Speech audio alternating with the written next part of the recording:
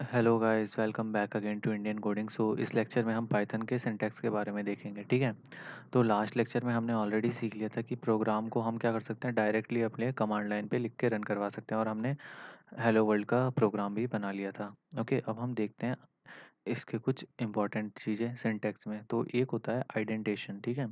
Indentation जो होती है वो रेफर करती है spaces at the beginning of a code line. ये अपने जो अपन जो कोड की लाइन लिखते हैं उसमें स्पेसेस को रेफर करती है। और पाइथन में क्या होता है, अपन कर्ली ब्रैकेट जो अपन अदर प्रोग्रामिंग में लगाते थे, अपन को उसकी रिक्वायरमेंट नहीं होती, अपन ओनली आइडेंटेशन के साथ ही वर्क कर सकते हैं।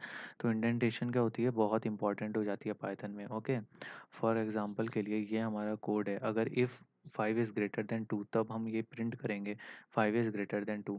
ठीक है, तो ये तो हमारा एग्जीक्यूट हो जाएगा। बट इन द सेम अगर हम इसमें आइडेंटेशन नहीं देते इंडेंटेशन, तो देखो इसमें क्या आएगी, हमारी एरर आएगी। फॉर एग्जांपल के लिए मैं आपको एग्जीक्यूट करा के दिखा देता हूँ।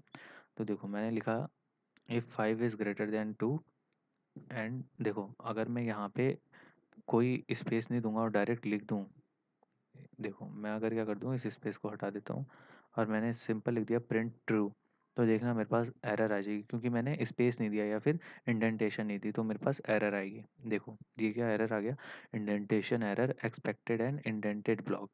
ठीक है।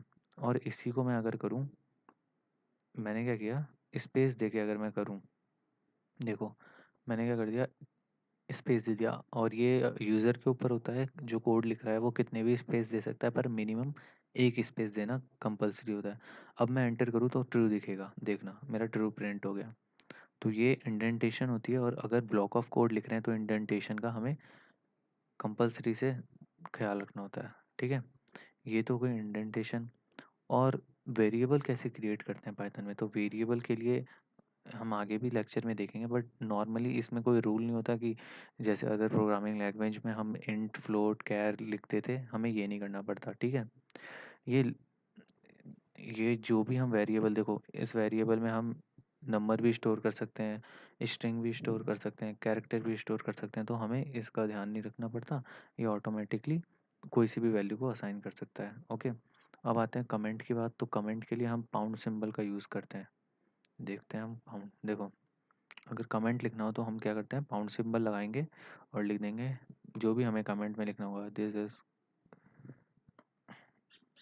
तो ये क्या होगी, ये एग्जीक्यूट नहीं होगी क्योंकि ये कमेंट है। देखो नेक्स्ट लाइन में आ गए हम। तो कमेंट को हम पाउंड सिंबल से लिखते हैं। So I hope guys you got all the point I have covered in this lecture. If you still have any query then please put it out in the Q&A section. Thank you.